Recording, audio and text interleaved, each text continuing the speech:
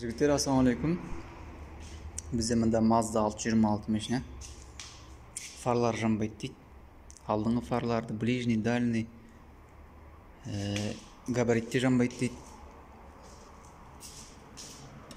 Арттан іштен приборда жанбайды, іштен жанбайды дейді.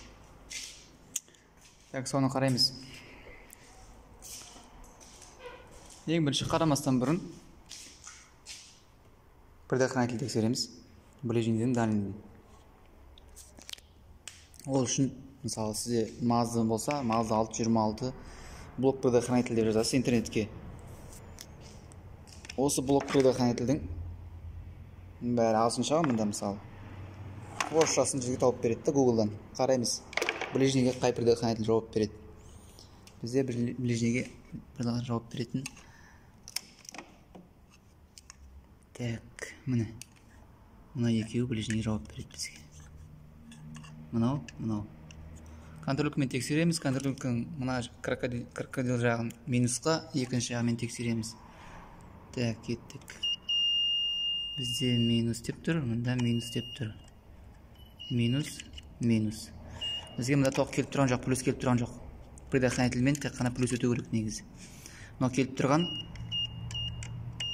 лампочкадан кері келіп тұрған минус қой, былай айтқанда. Плюс тұру керек негізі мына жерде. Так, енді не істейміз? Так, қарап ойланып мен релесі, ближнің релесі общий мынау, тоже жаңа схема бойынша қарап алдым. Сол бізде хотя бы жаңағыдай дауыс шығару керек те қосқан кезде. Гитарын бұраған кезде бізде ешқандай не жоқ. Дауыс жоқ мына жақта. Так, мен не істедім?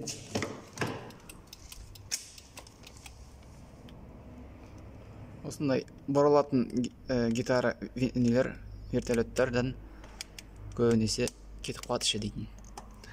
Ол үшін тексеру үшін, так, міне, мынадан бір провод шығып тұр ғой, мінекей. Осы провод гитарадан. Осы провод шығатты, шығып келіп бізге, міне, мына провод. Ішінде 3 провод жүр. Сол 3 провод схемасы былай жұмыс істейді олар. Бір минус тұрады ішінде. Ол бізде мына қара провод минус. Қараймыз. Қара проводта не бар? Міне, минус тұр. Қалған екеуінде плюс тұр. Плюс ол реледен келіп тұрған плюс. Қызылдан плюс келіп тұр. Қызылдан. Так, мына жасылдан. Одан да плюс келіп тұр. Енді қазір. Ойлаймын, диодкам кетіп қалды. Бір минут жігіттер. Біздер мына ближний габаритті қосқан кезде, бір қосқан кезде габарит қосылады, екінші қосылған кезде ближний қосылады. Сол уақытта мына екі проводта уже минус шығу керек қой. Екі проводта минус шығу керек. Бірақ бізде минус шықпайды ешқандай. Минус шықпайды. Так, не істеймін мен? Мынандай провод аламын да, крокодилшігімен. Алып минус беріп көрем. Себебі управление минуспен бізде. Мына қызыл проводты мен специально ашып қойдым. Берген кезде тек беріп ұстап тұрмаңыздар. Жай ғана беріп қалыңыздар өйтіп. Мен бердім. Менде реле шығып күтетіп жатыр. Естілсе қазір. Міне. Демек бізде мына гитарадан, біздің жақта гитара деп айтады бұны. Кейбір жақтарда вертолет дейді. Гитарадан бізде минус шықпай тұр. Яғни мынау гитара жұмыс істемей тұр. Бір минус келіп тұрады. Бір проводқа, екінші проводқа бір бұраған кезде екінші проводқа жібереді. Тағы бір бұраған кезде үшінші проводқа, яғни ближнийға жібереді. Дальше ары қарай релеге жібереді, реледен кейін предохранительден кейін лампочка қосылады. Осылай тексеріп алуға болады. Егер сізде мазды болса, міне келіңіз. 3 провод міне. 3 провод. Мына қызыл проводты өзім ашып қойдым. Бізде минус бар. Қарада минус келеді мында. Бір алған кезде екінші проводтан шығады. Қызылдан болмаса мына жасылдан. Тағы бір алған кезде екіншісінен шығады. Сөйтіп релеге барады, сөйтіп реле қосады.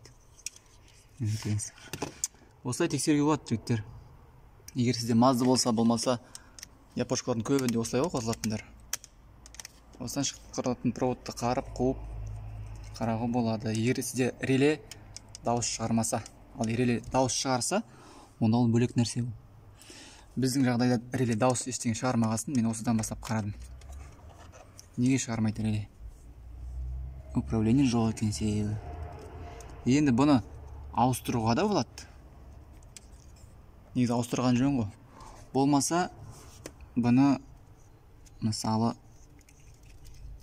имитировать етуге болады. Мысалы кілт ашқан кезде, мынаға минус жіберсем, кілт ашқан кезде бірден қосыла қояды ближний фар. Екеуін де жіберсем, ближний фар габарит қосылып тұрады. Бірақ та бізде зажиганиеден минус келмейді ғой. Зажиганиеден кілт ашқан кезде бізде плюс шығады. Сол үшін ортасына бір реле қойсам, инвертор жасап, кілт ашқан кезде минус келетіндей қылтсам мына екі проводқа, сонда бізде ближний де жанады, габарит те жанады. Солай. Енді клиентке айтып қойдым, ауыстыру керек деп, негізі алып келу керек. Так. Солай. Жалпы түсінікті деп ойлаймын. Тағы да қандай машиналарды көрсетейін, қандай машина, қандай проблемаларды көрсетейін, жазып кетіңдер. Бірінші очередь предохранитель тексердім. Қосып қойып тексереміз. Яғни гитарадан ближіне қосып қойымыз да тексереміз. Сосын релейін тыңдадым. Релей ешқандай щелкает етпейді. Бұл жерде реле дейтін андай габаритті да, ближний да бәрі бір жерде реле мынандай. 6 контакттық. Обычный машиналарда 4 контактный реле болады. Оны тексеру жеңіл. Солай. Рахмет, жақсы.